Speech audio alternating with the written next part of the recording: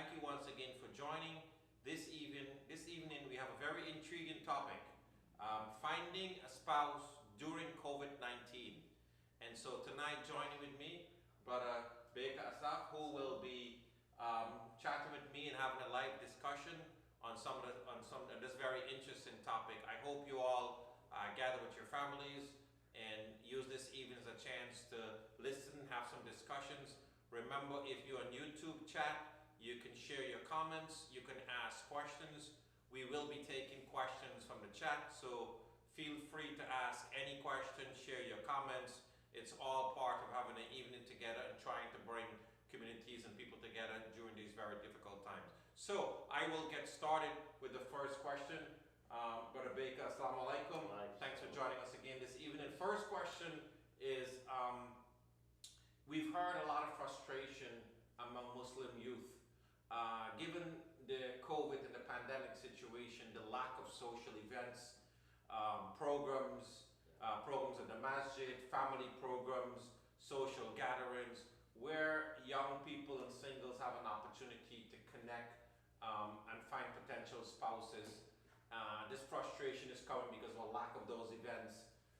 What advice would you give to young people during this pandemic as it goes on during the winter in terms of just finding spouse during this environment? Yeah, alhamdulillah, salatu salam ala rasulillah, sallallahu alayhi wa sallam, alayhi wa sahbihi ajma'in. Well, a lot of the viewers, they missed the sneak preview, which was finding how to get a second and third spouse, but that was for another topic. That's why we were on mute. But anyhow, for the youth that are single,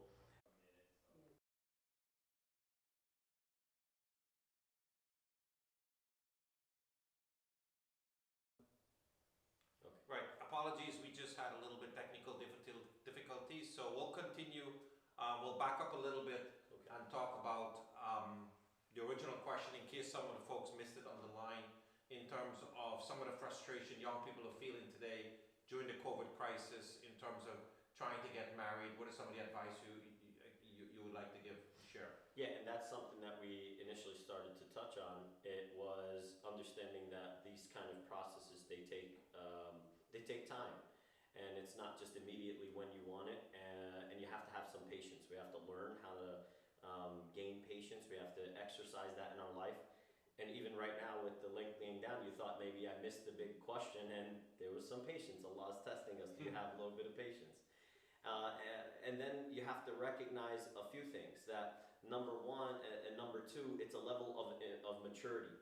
It's a mindset, whether you're ready to get married or not. And I'll give you the two scenarios where you could come. A child can come to you, one of your children, and obviously a young adult here, and they're telling you, you know what, I wanted to get married and COVID happened and now everything's messed up, the world's upside down, life's terrible.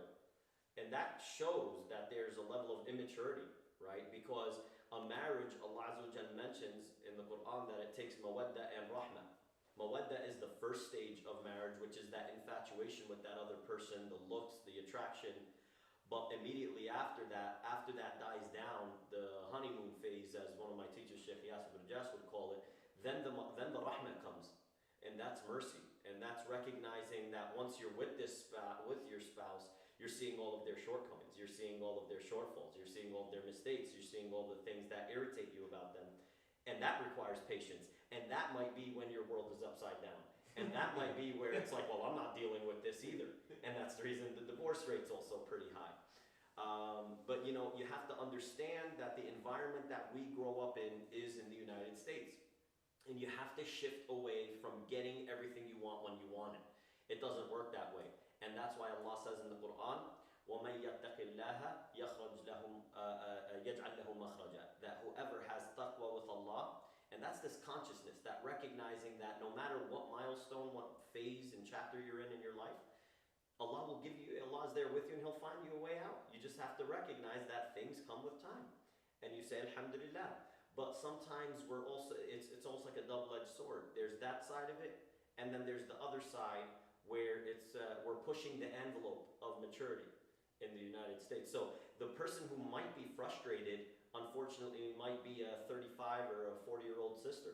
And we're wondering, well, how many opportunities did you have up until this point. Or it's a brother who's also around that same age. And you look at 20, 30, 40 years ago, by 25, most of our parents had one or two kids at this point. Yeah. So you're starting to see the level of maturity shift a lot more, and that's a challenge that we have as a society. That's not going to be fixed overnight. I think that's more of a family discussion with. Well, are you implying that? I'm trying to get to that point. Are you implying that there's also a level of immaturity going on? You're suggesting that maybe people should be thinking about getting married earlier, or are you thinking that it's just natural that it's late and it's okay? Islamically, we should be teaching our youth to start getting married for the men once they have the level of maturity and the financial means. We don't do that. There was a point where it was like clockwork. You finished college, you save up for some marriage and for money to get married, and you got married. Right. Now it's like, well, I want to be free. Well, what on earth does that mean? You know, I want to travel. Well, why don't you travel with your wife? Oh no. I mean, then what do you view marriage as? This is supposed to be marrying your best friend. This is supposed to, and we encourage that. The Prophet ﷺ, he said, there is nothing better than two people who love each other than marriage. Yeah. And you might say, well, what does he mean by that? That means that infatuation could have existed before marriage, but they never acted on it in a haram manner, right? So there could be that love at first sight. We believe in that, but you never acted on it. There's a difference, right? Because Allah has control over your heart. And what you have control over is the actions and how you respond to that. Everybody has a different fitna. So there's a few reasons that there's the frustration. And why am I saying this? I don't want to blame it only on the pandemic. I want also some people to take responsibility for the situation that they're possibly in. And then the last part of it, if they did everything right, they checked all the boxes, they saved up, they did what they did, they listened to their parents, they had open dialogue with their parents early when they felt like they were ready to start getting married and looking for a prospective spouse. And then they're just delayed and they can't find. That's the part where Allah's saying, have taqwa in Allah. Be patient, fast like the Prophet ﷺ said. And the reason that scholars and every imam will tell you to fast is because that's the advice of the Prophet, and that's always going to be something that's going to be valuable till the end of time. But I think it's a collective effort. I don't think we should be pinpointing only on the pandemic. It is true that a lot of the socializing locations in person have been canceled or delayed to some extent, but it's an entire atmosphere that we have to shift in the youth in getting ready for marriage. But on the contrary, I think when you talk to a lot of our youth, and I have 4 kids as well, they also work and they live in a different society, not a full Muslim society, and their friends outside of the masjid and in the workplace, they're not getting married until late years, and they feel like when they get married at 25 or 26 or 24, they kind of feel like, oh, that's kind of weird. Yeah. I mean, and so they kind of wait. So what do you tell them? This is part of our society. This is the society we grew up in. We're currently in, and we're growing up in, and we're raising our family in the next generation in. I think the statistic is since 1970, marriages in America have decreased by over 50%. So, and the divorce rates are through the roof. And we're starting to see those statistics creep into the Muslim community. What we say always, never forget this, is that we always take the benefits from the society around us and we leave the negativity, the things that will kind of weigh us down. And these are one of the things that unfortunately weigh us down because you're taught that you're single and you're ready to mingle, you're supposed to have fun, and unfortunately a lot of our youth are believing that, and they're doing that, and especially more so when it comes to the brothers than the sisters, although even that's starting to be skewed a little bit, but nonetheless, that's not correct. That's absolutely Islamically incorrect. If they're ready for marriage, they have the financial capability, and they're mature, then they should be looking to get married. And that's something that it comes back to the parents. If we're instilling that in our children, that we're preparing them mentally for marriage, we're giving them responsibilities at younger ages, we don't teach them this instant gratification, then I think that it's a battle we can win eventually. Because otherwise we wouldn't be able to practice our religion here, and that's not the case. We can't. Good.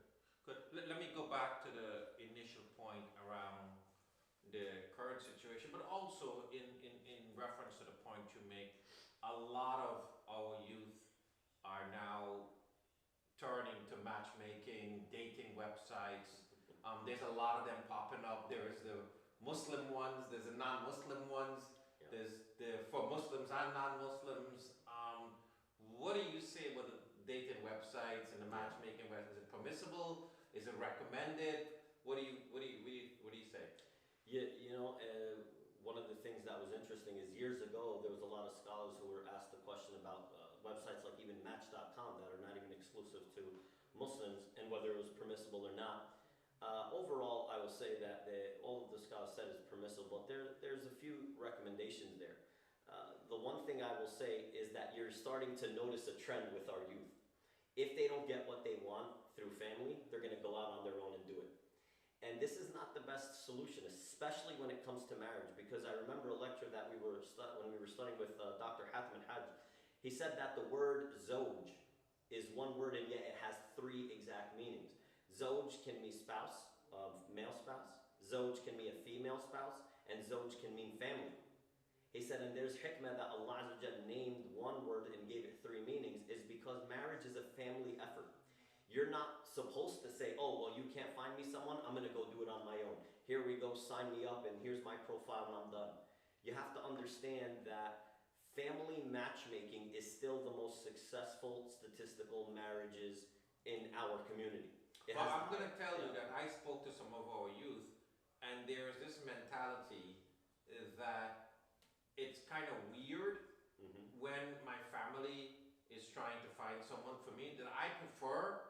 And it looks better when I go out on my own, whether it's through the website or wherever, and do it. Because it's much more cooler.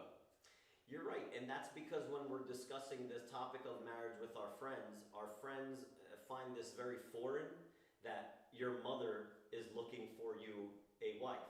Your mother is looking for you a husband or your father. It's like, well, why can't you do it on your own? Isn't this the person you're... Right. What is mommy holding you in this arranged marriage kind of, which is frowned upon, and it's almost like taboo to speak about. But you have to look at it from another perspective. When there is Eid al-Fitr, when there is Eid al-Adha, when there is a wedding, and it's your community that you're going to most likely have the most success in finding a spouse, because it's about compatibility. Yeah. That's one thing we try to emphasize in marriage. It's not racism at all. There's no room for racism in our religion, but it's about compatibility. And a youth who's in your locality, maybe not necessarily only in this masjid, but in North Jersey, for example, they see what you see. Yeah. They live what you live with, right? Their favorite food may not be the overseas meal. Yeah. It might just be a cheeseburger. Yeah. And they have these things. And the activities as well. Yeah, everything the activities. Right? They're watching football versus, some other sports. And anyhow, the point is that to understand if they're that frustrated, one thing I will say is that you have to have, the first solution is having an open communication with your family. You have to have a sit down, you have to be frank with them, you have to talk to them. And most people start cringing at this idea that, I've never had that one-on-one with my mother or father. Now, how do I even bring this up? And you have to figure out a way to break the ice. This goes as well for parents. Right. Sometimes we just don't know how to do that, and you just got to do it. So you say if the children are not bringing it up, you got to do it as a parent. Yeah. You have to somehow figure out a way to get that discussion going. Even however hard it is. Yeah, even if you do it as a joke. Yes. Even if you do it as a joke.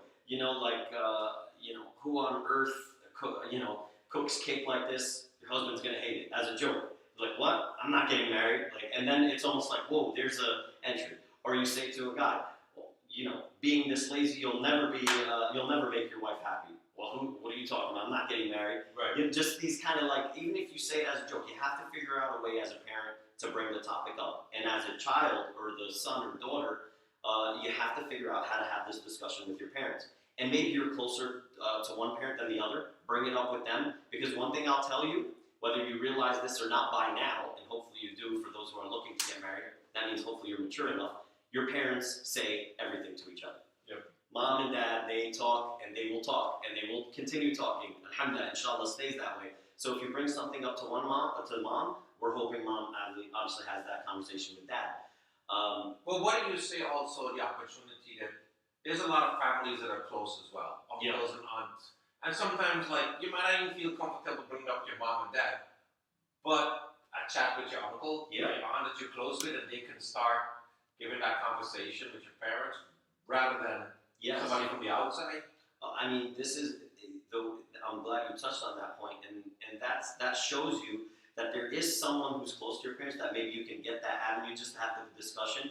The key thing is making everyone comfortable. So what we don't want as a Muslim community is to have these youth as just renegades. I'm going to do whatever I want, start up my own profile, and I'm done with it.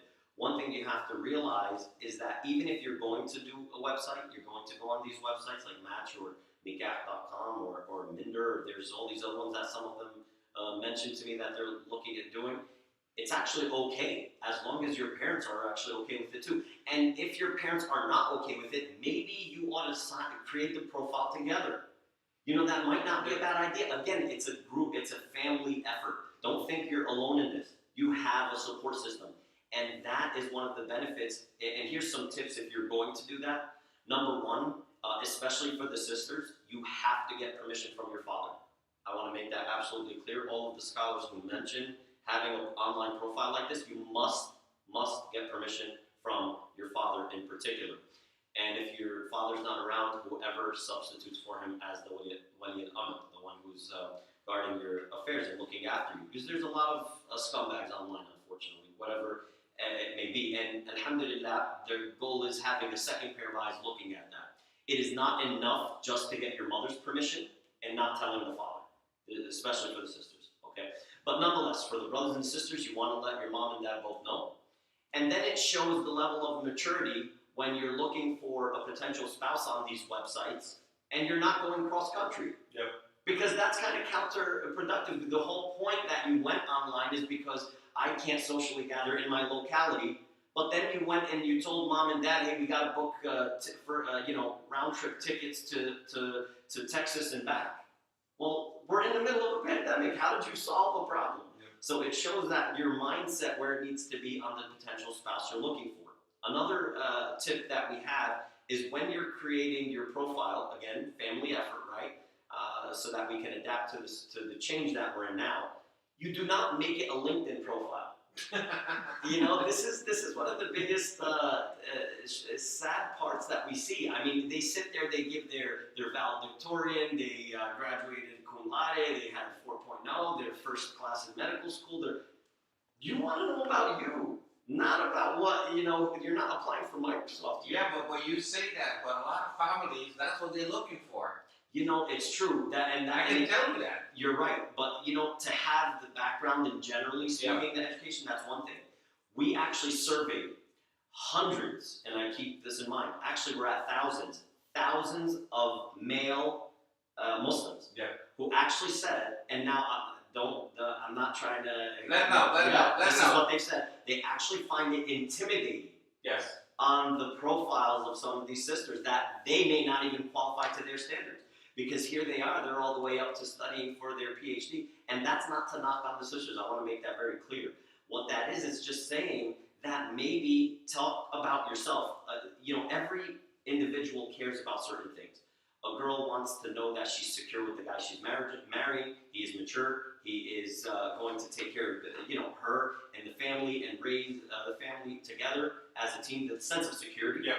And guys want a sense of that emotional support from their wife, right? That's what they're looking for, and that's when we surveyed these thousands of Muslim brothers, and they said they find it intimidating to the extent they won't even start that conversation with this prospective sister.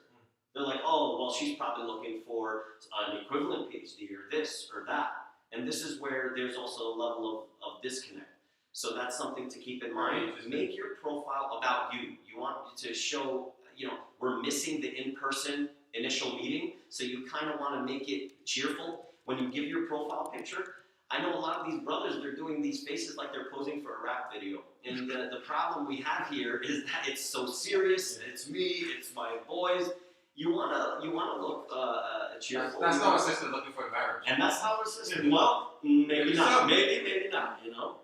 But at the end of the day, you want to look friendly. You want to look approachable. You want to look like you're somebody who is, looking for a blissful marriage. Same thing for the sisters. A lot of them do some of these side shots, and they're just, pointing. It's just weird. You should again try to be in a very respectful manner as well. Something to keep in mind there. If you're going to do it. We have a question. Yeah, 1 second before the question. Okay. Let's talk a little bit about some of the horror stories of pitfalls on the dating website or the matching website, because something we didn't touch on, people think you're going to get there, somebody's going to like you, you hook up and you're good, but I think there's a lot of stories of things that went bad that we need to be aware of. So there's a few things to be aware of. Before was some recommendations. Here I could tell you some things to be aware of, and really, one thing is it's almost like a banner. You should never forget that the internet doesn't get deleted. So whatever you're posting on these sites, remember, even if you hit delete, there's a digital footprint of it somewhere, and it is always there. So the first thing is be very conscious of what you post on the internet. The second thing, the Prophet ﷺ said, "Man ghashana laysa minna." He said, "For the one who deceives us is not from us." And so, and this is deception in general. So there's a lot of people who are posting these pictures of themselves as their profile pictures with filters, all sorts of filters. They're hiding blemishes, and they're just, they really, I've seen these filters that you look at one with and one without, it's like model, non-model, and it's like, wow, they really do a job. A lot of makeup. If the filter does it, and they may not even be wearing makeup. Say, well, I took a halal picture, I didn't wear the makeup, and I just did this, the filter did it.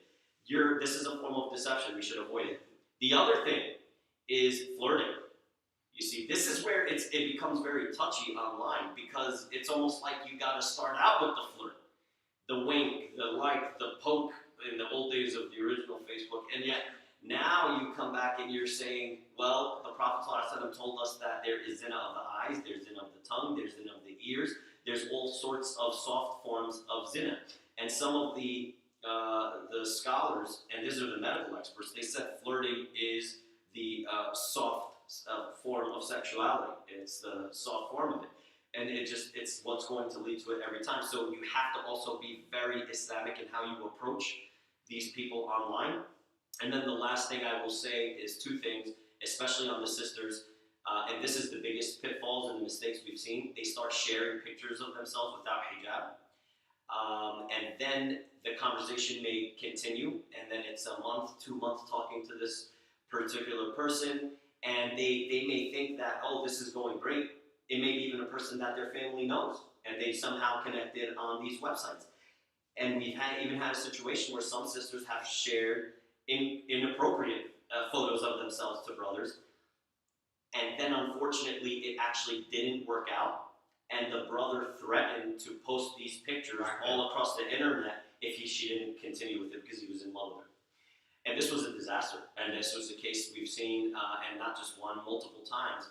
And that's the problem. You don't want to fall into that route, and that's the reason that once you initiate contact, you think it's a potential a good match. Obviously, you're mature enough to find someone within driving distance, given the situation we're in. The next step is just meeting in person. I can't stress that enough. After you've initiated contact and there's some compatibility there, meet in person.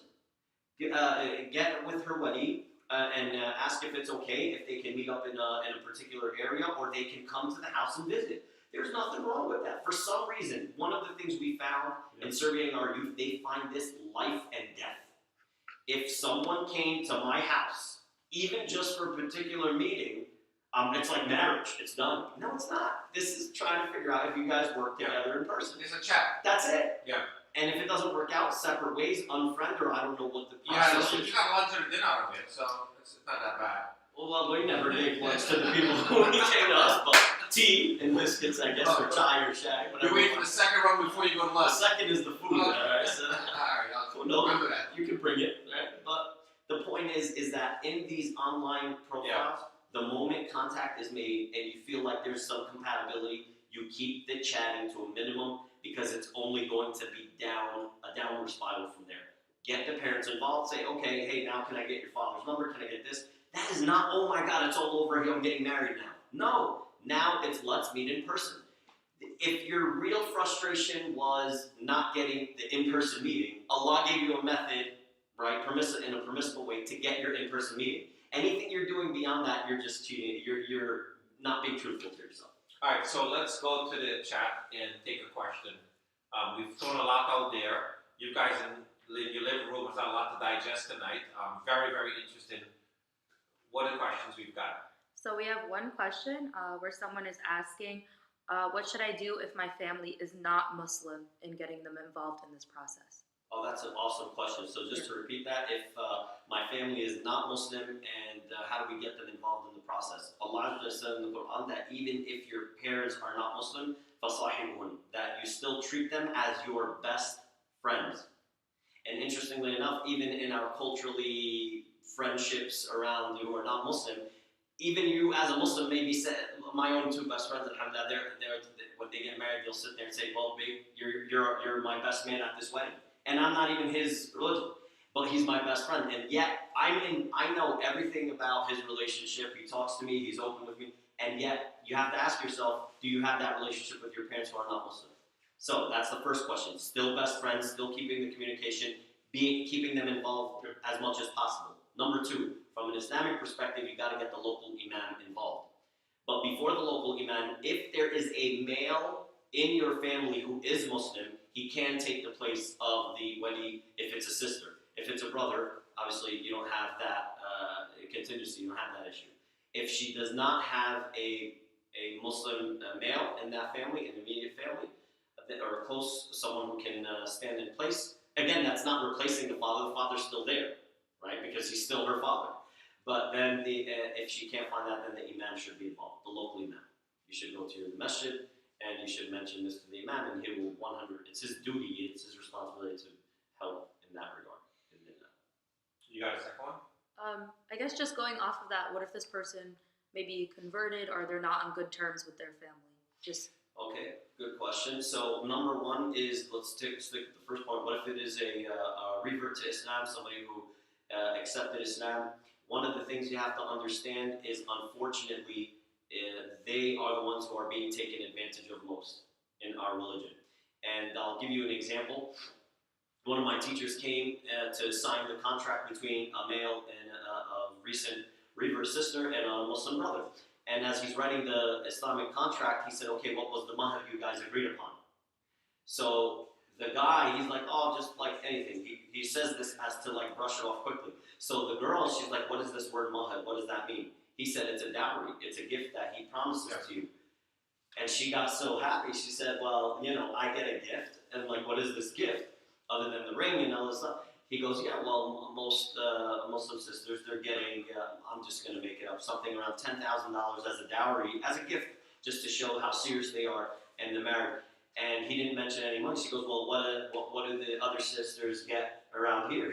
And he said around 10,000. And the brother, you could see his face. He thought he got away with saving this money and not giving it, and because he's taking advantage of it. And unfortunately, that's not the case. Alhamdulillah, this imam acted as her wali, and so that she's not being taken advantage of. You're not saying $10,000 No. The benchmark for the. No, I'm just saying that's. I've seen who, and I've seen much lower. So I've seen. I can tell you, there's stories, and you know what's funny? There is no limit. It's all about what is in the means of the couple. Because Allah mentioned the word qintar in the Quran, and that means mountains. So if somebody is that wealthy, he can actually give, $1 million a month if he so wanted to.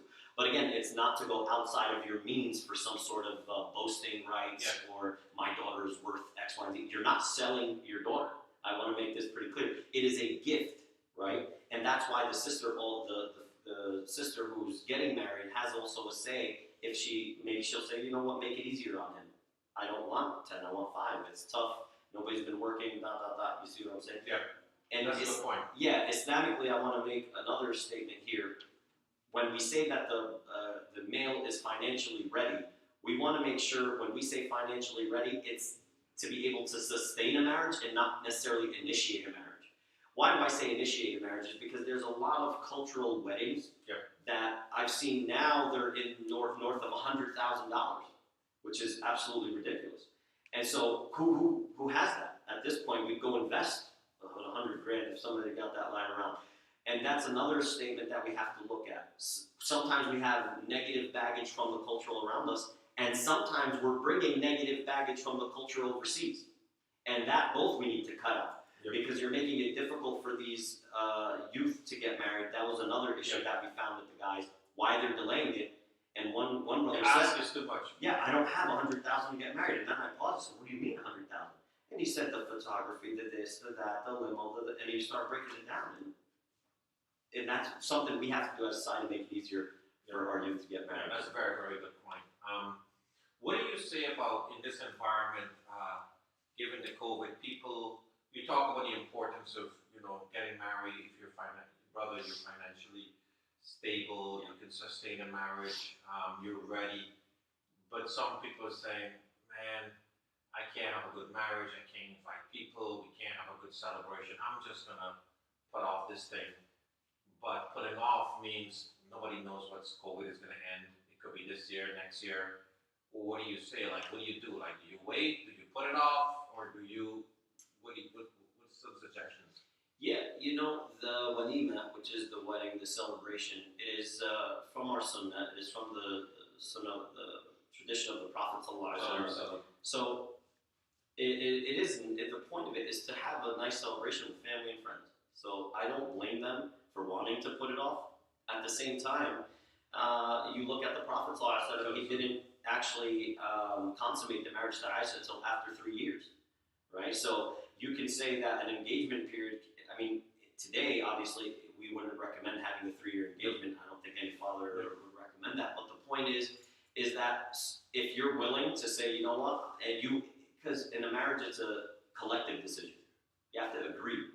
And so if you and your bride, who you're engaged to, you guys agree that we want to put this off for a year, and then you set a time limit, you say, listen, if the pandemic is not curtailed by this point, March of next year or May of next year, then you know what, we will schedule our wedding. We'll only invite 200 people, whatever the law is in New Jersey at the time, and we'll do our social distancing. I've seen some people get creative, by the way, and I'll say this. Some people went to the Parks Department in their locality and actually took a permit in the park and did an outdoor wedding.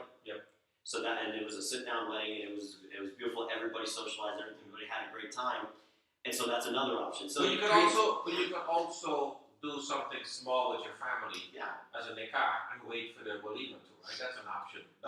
And so that's the other thing, because every culture defines the contract differently, and the nikah, which is the contract, that will at least allow you guys to socially be together alone after the marriage contract, and that's a positive, because then you can increase your relationship together and whatnot.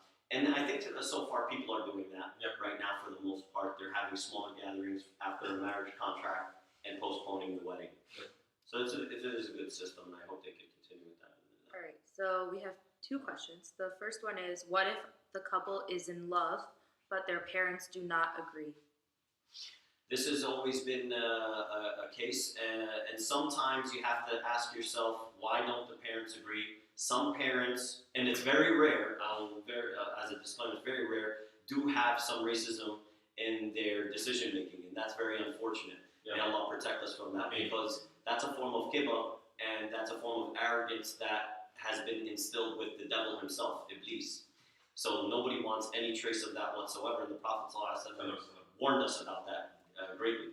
So the other side of it is a cultural background and compatibility, and that is where the parents do have some ground to stand on when they're opposing such a marriage. Like, for example, we mentioned that a marriage is a family system. Whenever there's a problem between the husband and wife, and by the way, there are going to be problems. I want to make that very clear. I'll say it again. A marriage will have problems. We're not talking about domestic violence and abuse, but there is going to be arguments, there's going to be disagreements, and there's going to be fighting, obviously just disagreements in the discussion and whatnot. When that happens and it gets to a point where you guys can't take it anymore, the family system supports the marriage. You bring your mom and dad here, you bring mom and dad here, and you come together and they say, you're wrong, you're right, and listen, you guys figure this out, right? And they'll come together, and it is your support system. You do not want to start off your marriage with a poor support system. It's just not smart. It's not wise. When you're building a foundation, if you're building a structure and your foundation is weak, the building won't hold. You won't be able to go up so many stories. and that means you won't be able to live so many years together, and you won't have that support. If you have this kind of clash from the beginning, you're going to have this background noise from mom, from your in-laws. Oh, she did this.